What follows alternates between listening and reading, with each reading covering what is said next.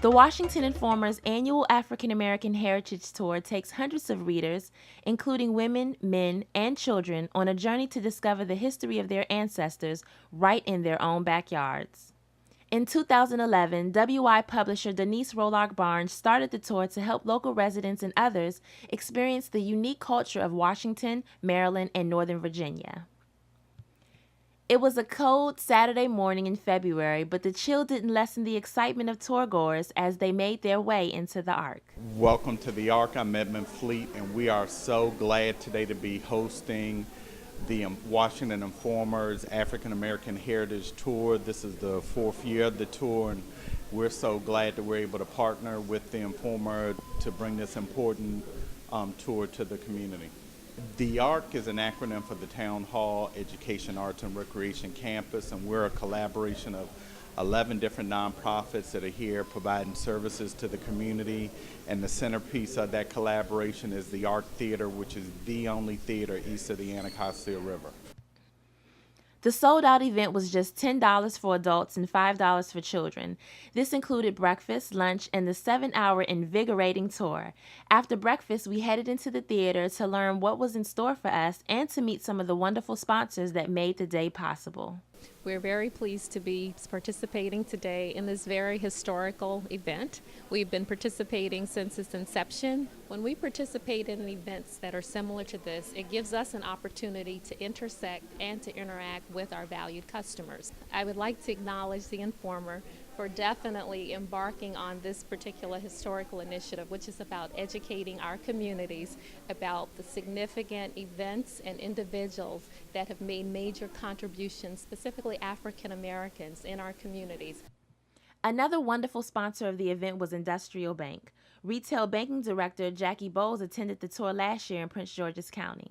Industrial Bank is actually celebrating 80 years of a legacy, and we actually have partnered with the Informer for many years. We see the importance of participating in the community as part of our core mission and our values, and so we know that this is just a very, very critical issue, and we're just blessed and happy to be a part of it. Over 200 people took advantage of the Washington Informer's opportunity to get out, be informed, and inspired. Eugene Thompson was the tour guide on my bus, one of 4 sponsored by Capital Entertainment Services, Inc. This year we explored Alexandria, Virginia, a city with an abundance of history. Slavery played a major role in Alexandria's history, as Alexandria was the 2nd largest slave-selling city in the nation after New Orleans, as reported by Washington Informer's own Margaret Summers. One of the most eye-opening parts of the tour was our visit to Freedom House. In the interactive museum, you can feel the chains that once shackled slaves passing through the house. I imagine how uncomfortable these chains would be around my ankles and wrists for hours at a time. I also imagine the many men, often 60 at a time, that were held here. Once a slave pen, now the building is the home of the Northern Virginia Urban League. Isn't that incredible?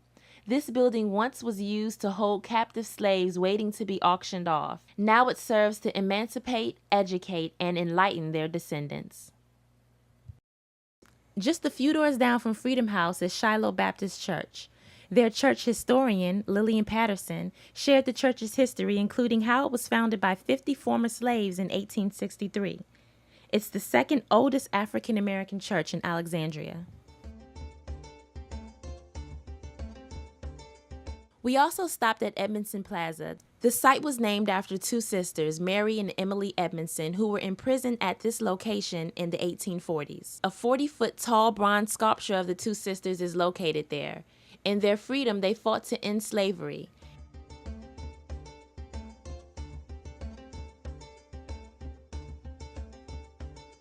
We were greeted by the city's town crier for lunch at the Charles Houston Recreation Center. One of our knowledgeable tour guides explains the history of the site. Before it was a recreation center, back in 1920, it was the first elementary school for African Americans. As the mayor of the great city of Alexandria, I extend greetings to you. I welcome you to the city. I hope you've enjoyed the tour thus far. I'd also like to thank Denise Rollock Barnes, who's the publisher of the Washington Informer, for creating, welcome, for creating the annual African American Heritage Tour. Thank you for your decision to bring the program to Alexandria to shine a light on our city's extraordinary African American history. Now, if Miss Rolock Barnes hadn't done enough, she sealed the deal on an already memorable day for two people by giving them the greatest gift any African American might hope for. I am honored to give both of you, on behalf of African Ancestry, a DNA kit which you can use to determine your African ancestry from either your maternal, well, you can only do your maternal side. You have the choice. You can do your paternal or your maternal line. You know, these kits are provided by African Ancestry to help us to determine through our DNA what part, if any, of the part of the continent of Africa that we come from.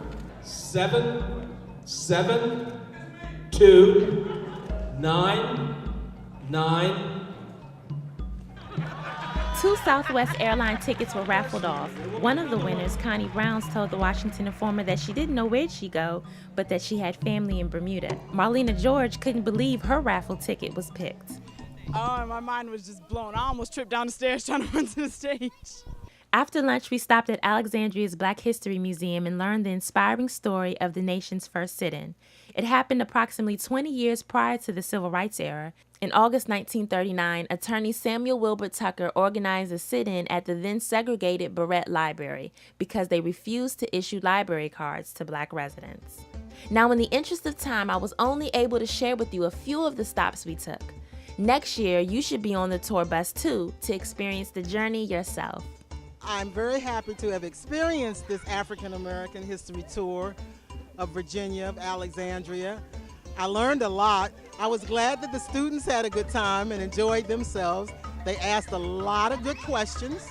I was very proud, and I just think it's a great thing. It makes me really proud to be an African American. The tour was absolutely extraordinary. As a tour guide, it is one of the most profound tours that I've had the pleasure of riding on. So much information that I learned about the history, the African American history of Alexandria is just by far more than I ever could imagine myself.